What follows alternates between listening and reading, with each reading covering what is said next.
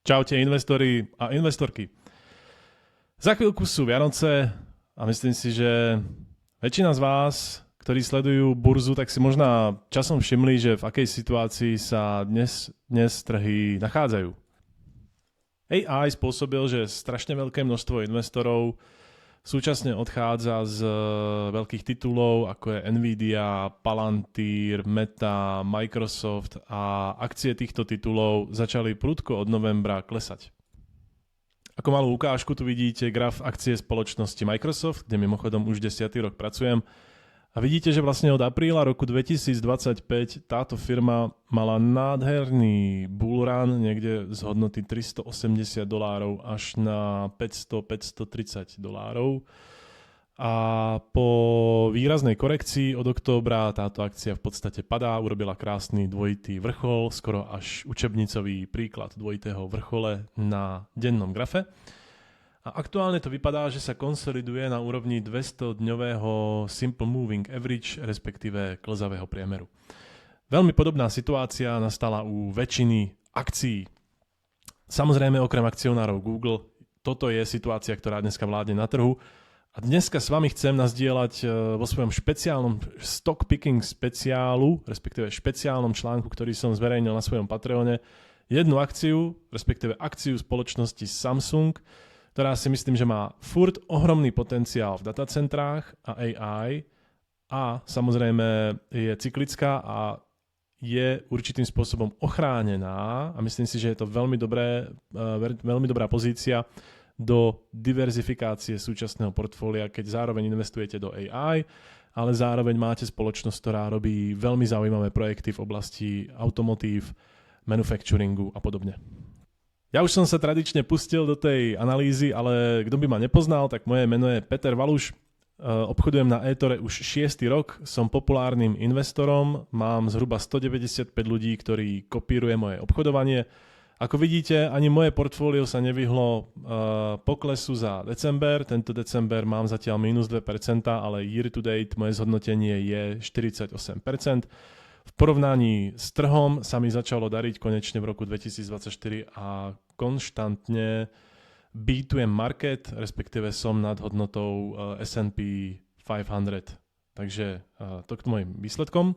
A kto by bol zvedavý, kde aktuálne publikujem svoje investičné nápady a myšlienky, pretože ja osobne investujem už 10 rokov na eTore, kde transparentne vidíte moje pozície, investujem od roku 2019, tak uvidíte moje myšlienky, úvahy na Patreone Peter Valuš Investičný kompas, kde zdieľam aktuálne môj obľúbený stock picking špeciál, na ktorom zdieľam investície do akcií, vypredaných akcií, ako je práve teraz spomínaný Samsung, do ktorého investujem, alebo spoločnosť NIO a ďalší, nájdete to pekne tu v kolekciách, keď sa podívate do akcií. Je tam dneska už veľké množstvo akcií, mimochodom pripravujem i školu obchodovania na burze, investovania za použití AI, pretože ja osobne v práci už druhý rok veľmi intenzívne na dennej bázi používam AI, takže máte sa na čo určite tešiť. A kto mi prispieje k mojej tvorbe, tak budem strašne vďačný a rád, pretože ma to motivuje ďalej. No a teraz niečo málo k tomu sľubovanému Samsungu. Ja si ho tu nahodím vpravo v TradingView, aby sme sa podívali zároveň i na graf, jak to dneska na grafe vypadá. A jak dneska vypadá fundament, jak vypadá technická analýza a jaké máme dôvody dneska, prečo aktuálne, i keď táto akcia takto pekne rástla od apríla, respektíve od leta tohto roku, stále vidím veľký priestor a potenciál do Samsung Electronics investovať.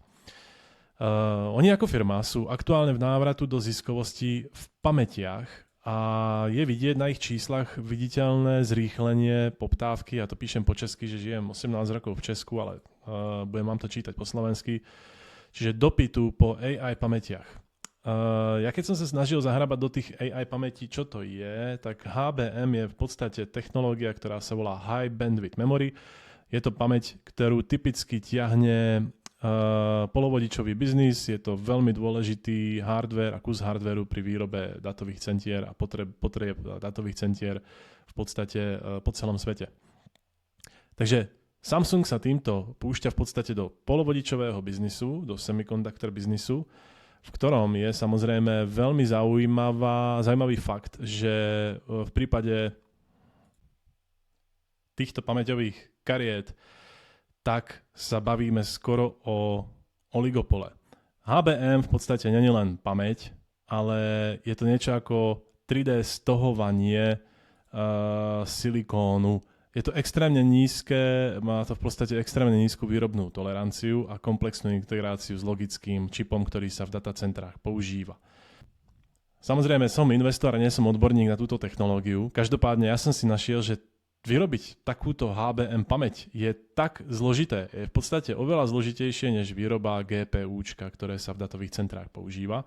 To znamená, keď sa podívate na bariéry vstupu do daného segmentu, je veľmi, veľmi vysoká bariéra akejkoľvek firmy do tohto segmentu vstúpiť.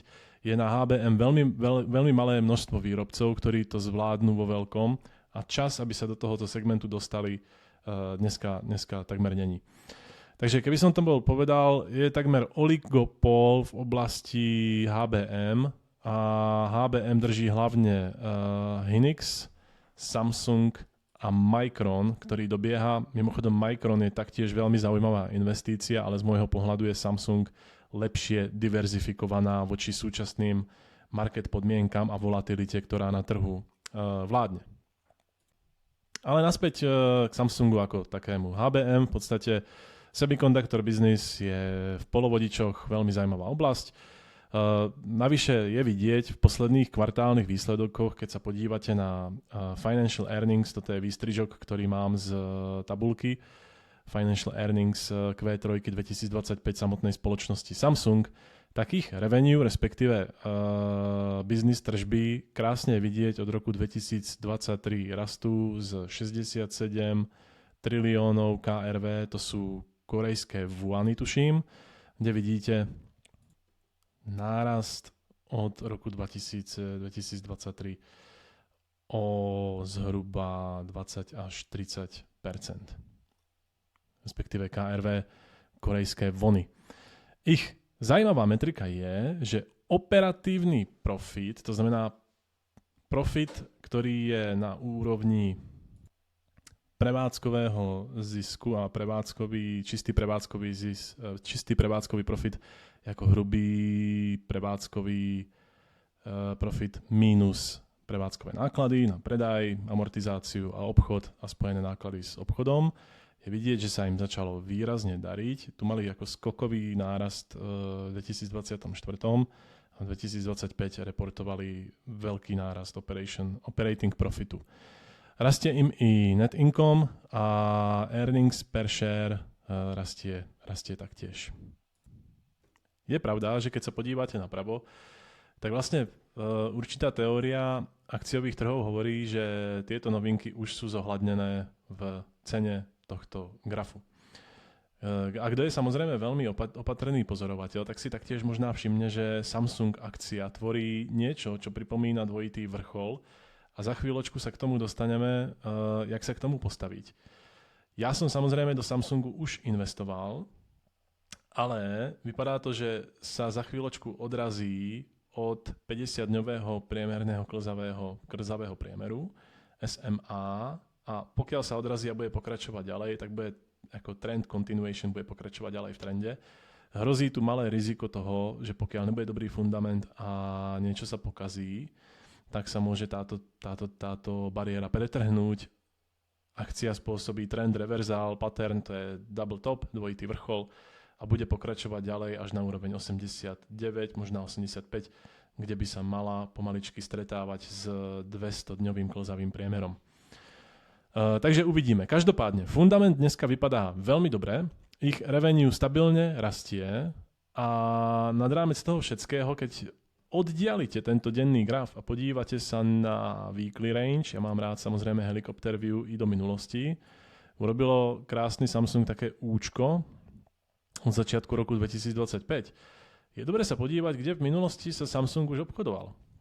Samsung už na úrovni 96-95 dolároch, kde sa nachádza v podstate dneska, v nejakom tomto range je na 102, ale v podstate pohybuje sa furt v tomto zhluku tohto cenovej range, tak už na cene 97 sa pohyboval v roku 2020 až 2021 na prelome. Vtedy sme sa o AI skoro vôbec nebavili, minimálne v Samsungu určite nie. Keby ste si dali do porovnania profit Samsungu od roku 2020, ktorý stabilne rástol až s jedným prepadom v roku 2023, ktorý zrejme spôsobil i ten prepad akcií, tak v roku 2024 ich revenue rástlo a dostalo sa pekne na úroveň 300 KRV triliónov. Samozrejme v roku 2022 to bolo 302, ale nachádzame sa niekde na tejto úrovni. Očakávania sú veľmi veľké a osobne očakávam, že vďaka tomu rozbehu polovodičového biznisu by v Samsungu mohli začať pomaličky otvárať šampanské, pretože ich biznis veľmi, veľmi rýchle rastie. A dôvod, prečo hovorím o tom šampanskom, je práve to, že pamäti High Bandwidth Memory cyklus je aktuálne v rastovej fázi. A keď sa podívate v Q3, tak ich revenue zrýchluje a je vidieť i zrýchlenie tržieb, operation profitu a tak ďalej. Takže začínajú byť veľmi, veľmi dobre ziskoví oproti slabším kvartálom z minulého roku.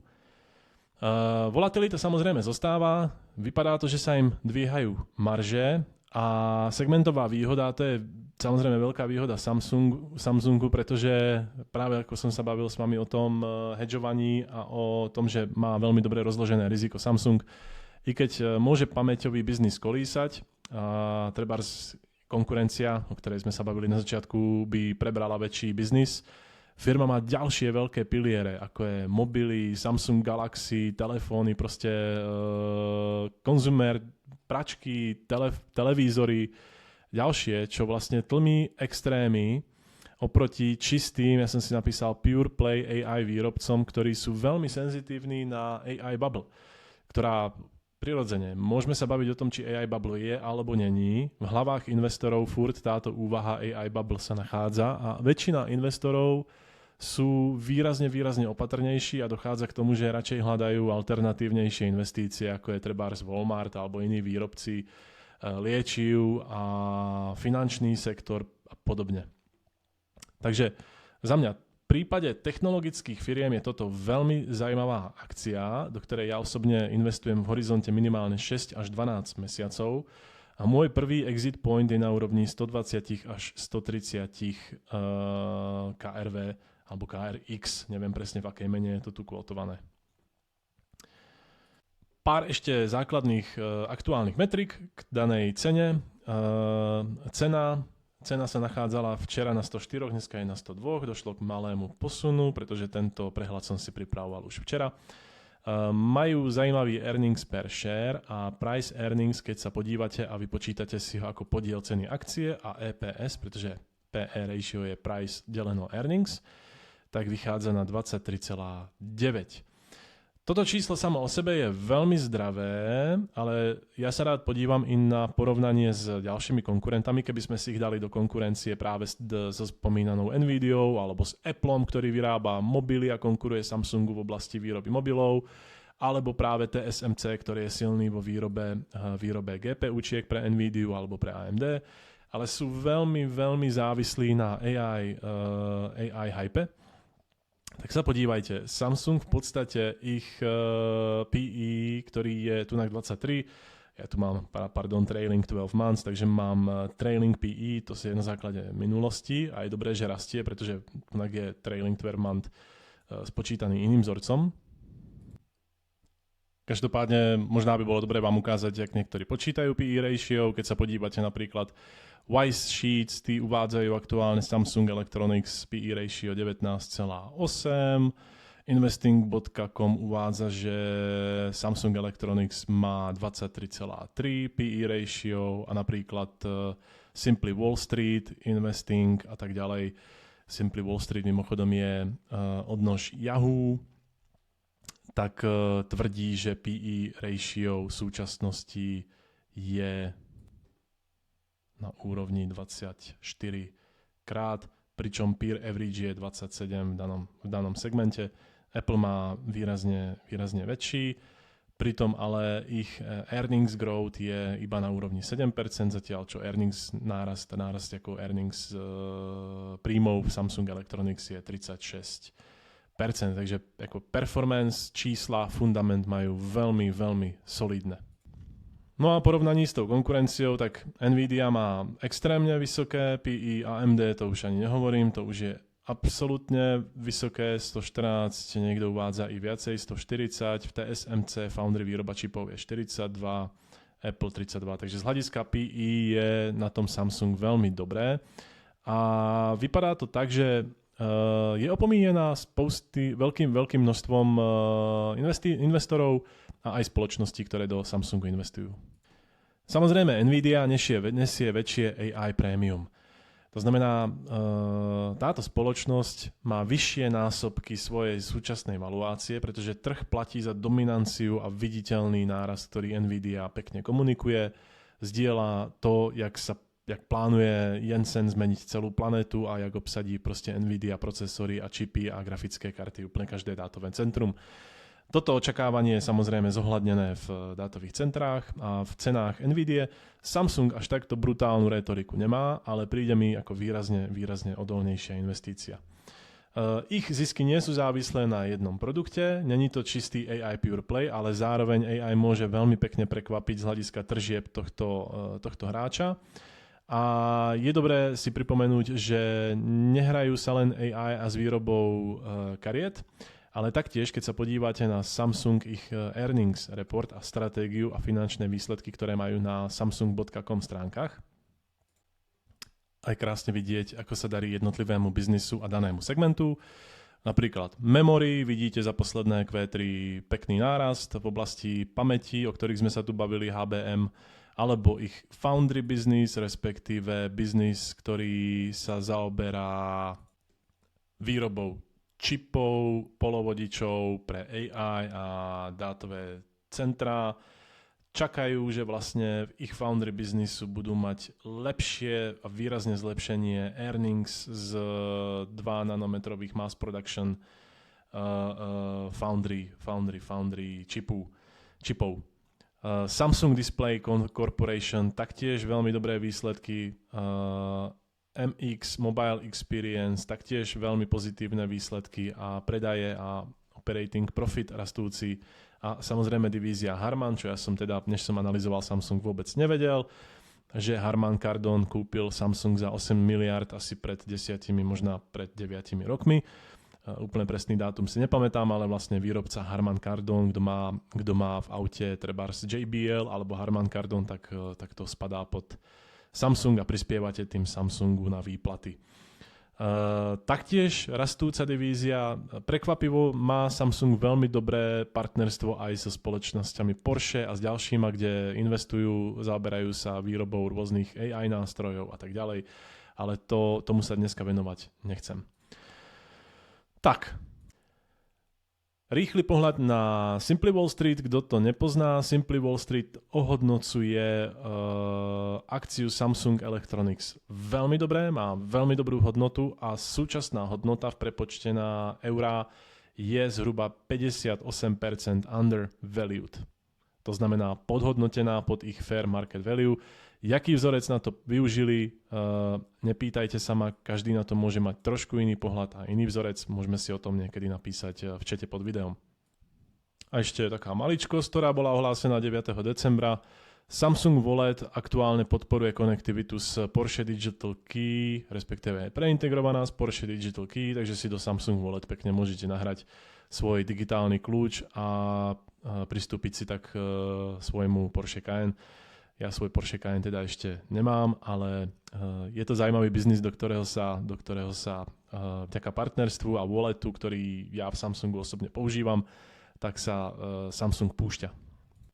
Tak a ešte jeden krátky pohľad znova na akcie spoločnosti Samsung z grafického alebo z technického pohľadu.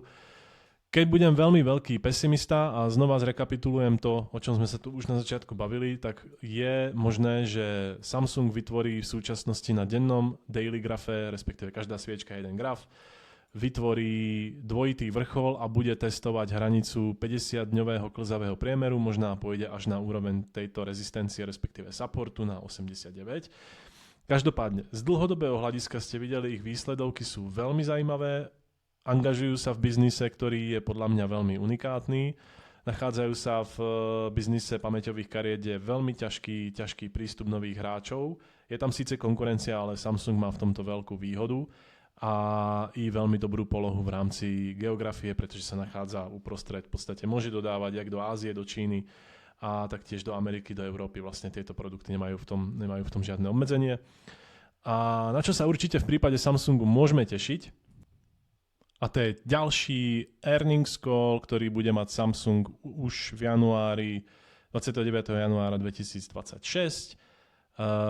Konečná perióda tohto kvartálu je december, takže budú v januári hlásiť kvartálne výsledky za, tuším, Q4 v pojatí Samsungu. Očakáva sa výrazný nárast earnings per share, ako vidíte, oproti poslednému obdobiu 1300 sa respektíve 1,3 zvýši na 2. Forecast revenue očakávania Wall Street je navýšenie na 87.